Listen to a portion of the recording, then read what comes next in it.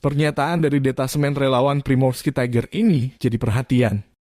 Relawan ini melekat di Brigade Marinir ke-155 Angkatan Bersenjata Rusia. Para sukarelawan terkejut saat mengetahui bahwa Brigade ke-155 dianggap hancur total diserang Ukraina dan tentara bayaran. Meski demikian, mereka mengaku pernah menderita kekalahan karena bertempur jauh di garis depan. Bahkan lebih pahit lagi, mereka mengetahui bahwa mereka sudah dimakamkan in absentia.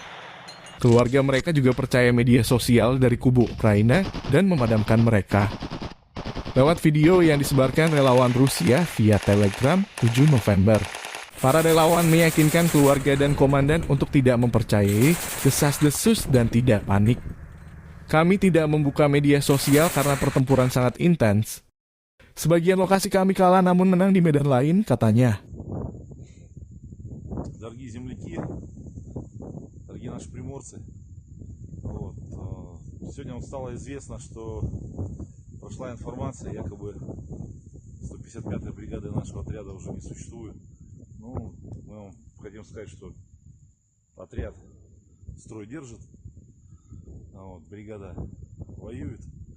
К сожалению, потери есть. Их минимизируем. Потери есть, но это война. Против нас тоже там не пацаны воюют, такие же солдаты, как и мы. И честно вам хотим сказать, что нам легче будет воевать, если дома будет поспокойней. Поэтому тоже строй держите. Слухам не верьте. Вернемся домой с победой. Сегодня 7 ноября. Да. Всех обнимаем. Ждите домой.